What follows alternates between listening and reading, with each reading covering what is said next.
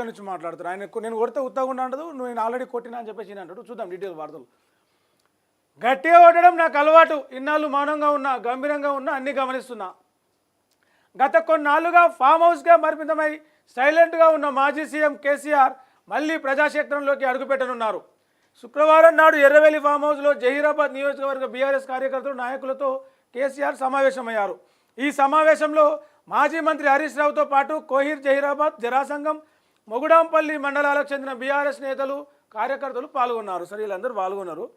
ఇదేమన్నాడు అది చూద్దాం. ముందుగా, నేను గంభీరంగా మౌనంగా ఈ ప్రభుత్వాన్ని చూస్తున్నానని, కొడితే మామూలుగా కాదు గట్టిగా కొట్టడం నాకు ఉన్న అలవాటని కేసీఆర్ అన్నారు.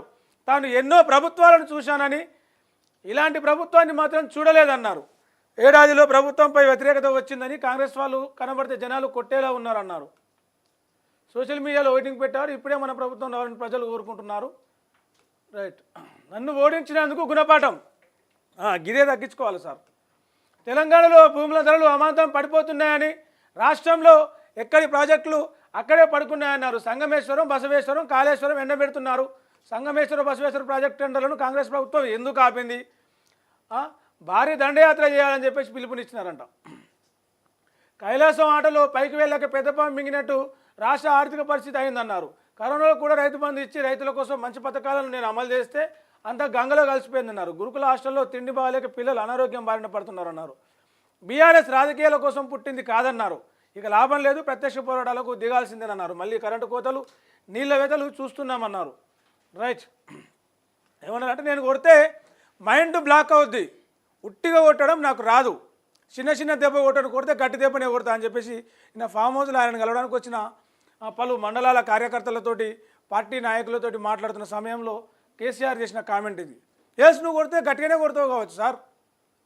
అప్పుడు మీరు తెలంగాణ ఏర్పాటు కోసం తెలంగాణ ఉద్యమాన్ని నిర్మించే క్రమంలో టీఆర్ఎస్ అనే ఒక పార్టీని పెట్టి జనాలందరినీ, ప్రజలను, యువకులను, కళాకారులను, కవులను అందరినీ ఏకం చేసి ఉద్యమాన్ని నడిపించారు. ఎస్, గట్టిగానే కొట్టిరు. 15 ఏళ్ళు 20 ఏళ్ళు పోరాటం చేసి 25 ఏళ్ళు రాజకీయంలో మీరు ఎక్కడ లేని మలుపులు తిప్పి గట్టి దెబ్బ. సోనియా గాంధీ మీ మాటలు నమ్మి ఇస్తా అని చెప్పి మాట ఇచ్చి అసెంబ్లీలో బిల్లు పెట్టి, పార్లమెంట్లో బిల్లు పెట్టి తెలంగాణ బిల్లు పాస్ చేసి తెలంగాణ రాష్ట్ర ఏర్పాటుకు అనుకూలంగా ప్రకటన చేసి తెలంగాణ ఇచ్చారు. అప్పుడున్న యూపీఏ గవర్నమెంట్లో. దానికి బీజేపీ గవర్నమెంట్ కూడా, అప్పుడు బీజేపీ పార్టీ కూడా సహకారం చేసింది. ఈ క్రమంలో అప్పుడు మీరు ఒక మాట అన్నారని చెప్పేసి, తెలంగాణ ఇస్తే కనుక టీఆర్ఎస్ పార్టీని కాంగ్రెస్ పార్టీలో విలీనం చేస్తామని. తెలంగాణ ఇచ్చిన తర్వాత, తెలంగాణ ఏర్పడిన తర్వాత మాట మార్చారు. గట్టి దెబ్బ కొట్టిరు సోనియా గాంధీకి గట్టి దెబ్బ కొట్టిరు. ఆ దెబ్బ ఎంత గట్టిగా తాకిందంటే, దెబ్బకు అధికారంలోకి వెళ్ళి పోయి ప్రతిపక్షంలో పడ్డ పరిస్థితి కాంగ్రెస్ పార్టీకి. అంత గట్టి దెబ్బ కొట్టిరు మీరు అప్పట్లో కాంగ్రెస్ పార్టీకి. ఇప్పుడు 10 ఏళ్ళు అధికారంలో ఉన్నారు.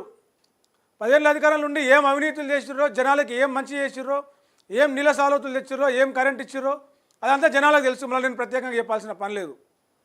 కానీ 10 సంవత్సరాల తర్వాత జనాలు కొట్టిర్రు. అంటే ప్రభుత్వం మీద సహజంగా వచ్చే వ్యతిరేకత ఉండొచ్చు. దాంతోపాటు అటు కాంగ్రెస్ పార్టీ, ఇటు బీజేపీ పార్టీ టార్గెట్ చేసిన కారణంగా జనాలు మిమ్మల్ని కొట్టిర్రు, మీరు ప్రతిపక్షంలో పడ్డారు.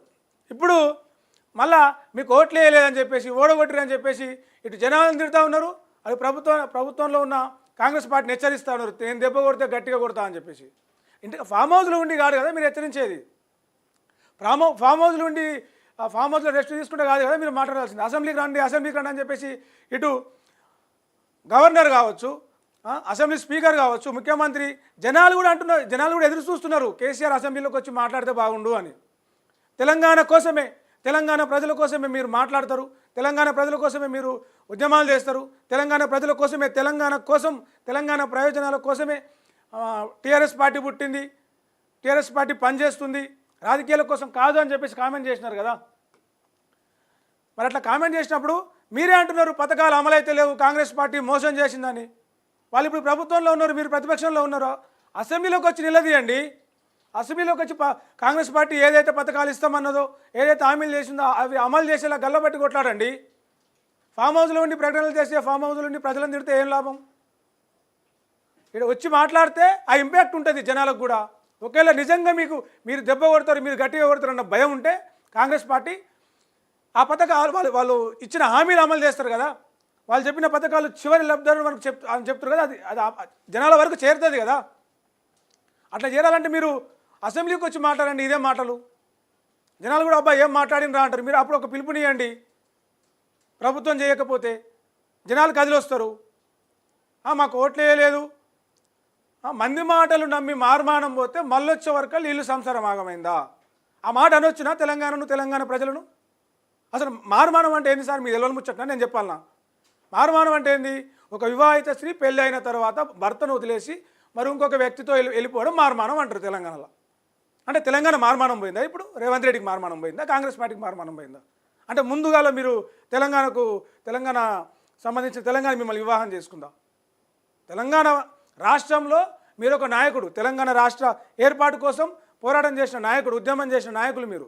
మిమ్మల్ని తెలంగాణ ప్రజలు చాలా గౌరవిస్తారు. ఇలా తెలంగాణ మహిళా సమాజాన్ని కించపరిచేలాగా మారుమానం మందు మాటలు పట్టుకొని మారుమానం పోతే అనే మాటలు మాట్లాడొచ్చా?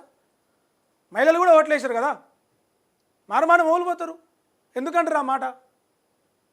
తప్పు మాట కదా. మహిళా సమాజాన్ని కించపరిచేలా, మహిళా సమాజాన్ని బాధ పెట్టేలా ఇలాంటి మాటలు మాట్లాడితే మళ్ళీ మీకు జనాలు మళ్ళీ మీ దగ్గరకు వస్తారని ఎట్లా అనుకుంటారు?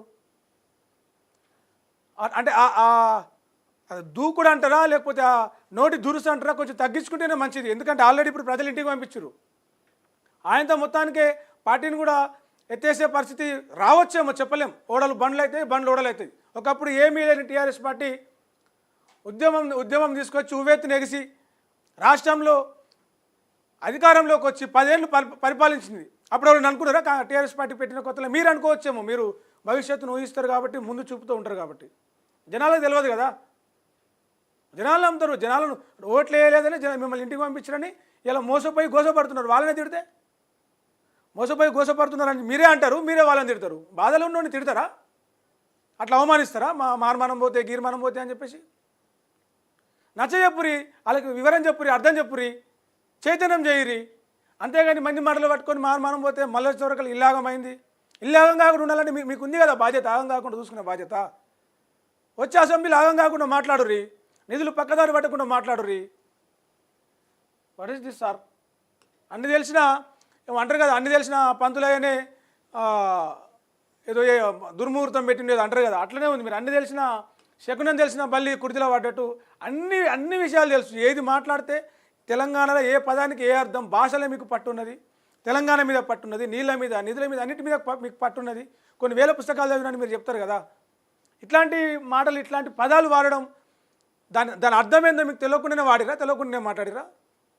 కొంచెం పునరాలోచన చేసుకోవాలి. ఆయన మంది మాటలు పట్టుకొని మారుమానం పోతాను ఈయన మాట్లాడతాను.